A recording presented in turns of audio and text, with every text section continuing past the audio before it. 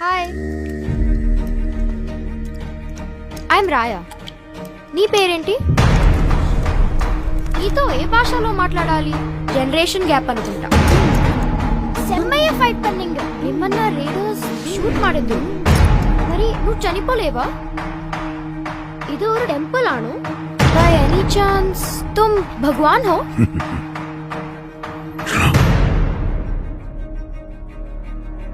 अब मेरा समय आ गया है. मेरे अंतिम युद्ध का समय आ गया है. అసలు ఎవరు నువ్వు? द्वापर युग से दशावतार की प्रतीक्षा कर द्रोणाचार्य का पुत्र अश्वत्थामा.